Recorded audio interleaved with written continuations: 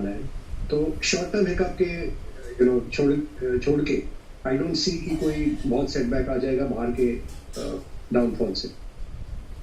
Perfect, बिल्कुल ठीक बात है। ग्लोबल का भी असर तो पड़ेगा ही, कम पड़े ज्यादा पड़े ये अलग बात है। अच्छा सर, अब ये बताएं कि जब लाइफ टाइम हाई पर हम हैं, अगर किसी को फ्रेश इन्वेस्टमेंट्स करने हैं, कहाँ पॉजिटिव रहें, बुलिश रहें, कहाँ थोड़ी सावधानी रखनी है? सर ये आई मीन ऑलवेज हमारे परिवारों में भी लोग पूछते रहते हैं कि क्या करना चाहिए। तो पहला तो मैं यही कहता हूँ, इक्विटीज में अपनी एक्सपोजर को ढंग से बना के रखें।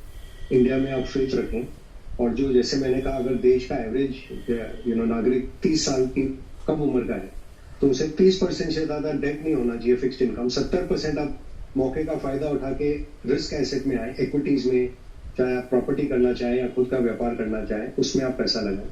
तो इक्विटी एलोकेशन बढ़ाइए।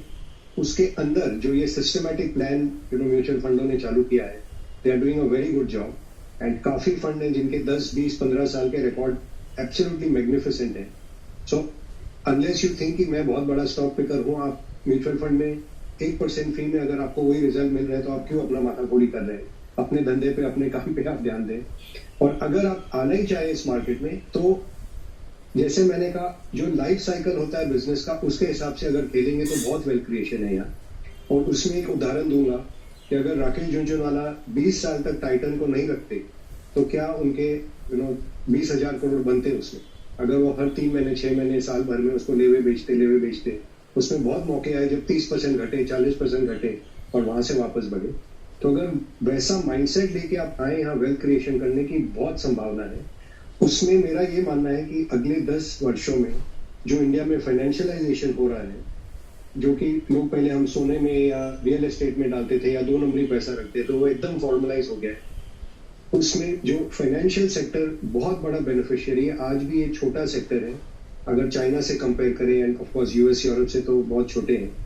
इसमें बहुत वेल्थ क्रिएशन होगा, चाहे आप बैंक लें, चाहे एसेट मैनेजमेंट कंपनीज लें, चाहे स्टॉक एक्सचेंजेस लें, क्रेडिट रेटिंग एजेंसीज लें, इंश्योरेंस कंपनीज लें, service providers to financial sector लें, वेल्थ मैनेजर्स लें।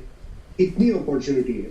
और बड़े बैंक हैं, छोटे बैंक हैं, पीएसयू बैंक है, प्राइवेट बैंक है। तो ये एक ऐसा फील्ड है कि इसी में आदमी खो जाए अगर इस पे पूरे ढंग से रिसर्च किया जाए। एंड ये सेंटर पीस हो गया कि अगर मैन्युफैक्चरिंग भी बढ़े, चाहे हमारे कंज्यूमर सेल भी बढ़े, दोनों के इंटरसेक्शन पे फाइनेंशियल सेक्टर रहता है। और ये सेक्टर में बहुत वेल्थ क्रिएशन आई थिंक होना बाकी है। इससे अगर बाहर निकले तो 2 भाग रहते हैं मार्केट के। एक कंज्यूमर की तरफ, जिसमें एफएमसीजी और सब में तो खैर मल्टीपल बहुत ऊंचे हैं, तो वहाँ ज्यादा कमाई will be in what I call the discretionary and cyclicals. जैसे कि आप मेरे पहले बात कर रहे थे 2 व्हीलर की या गाड़ियों की, या रिटेल में लोग जाके जब शॉपिंग करते हैं या ईटिंग आउट करते हैं, या इवन मीडिया में जैसे मीडिया राइट बिकते हैं, उसके एडवर्टाइजमेंट होते हैं, ओटीटी प्लेटफॉर्म आ गए। तो ये एक पूरा क्षेत्र हो गया जिसमें आप ध्यान दे सकते हैं। टेलीकॉम है जैसे, तो ये पूरे नॉन डिस्क्रिशनरी हो गए। और अगले दूसरे भाग में ये आते हैं कि जितने हिंदुस्तान बनाना है, वो आपके मैन्युफैक्चरिंग कंपनी हो गए, इंफ्रास्ट्रक्चर कंपनी हो गए, रियल एस्टेट कंपनी हो गए, उनके सर्विस प्रोवाइडर हो गए। तो अगर आपको उस प्रकार के बिजनेस की क्षमता ज्यादा है, तो आप उस पर ध्यान दीजिए।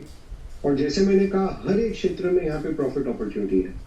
खाली एक क्वेश्चन दूंगा कि आज हमारे जो एक्सपोर्ट के चैंपियन है, आईटी एंड फार्मा, क्योंकि वो देश एक बार स्लो डाउन होने वाले हैं, तो एक बार उनमें ग्रोथ रेट कम आ सकता है। द स्टॉक प्राइसेस में है बॉटम, बट ऐसा नहीं है कि उनके वेल्थ क्रिएशन का रिकॉर्ड यहाँ से बहुत जोरदार रहेगा।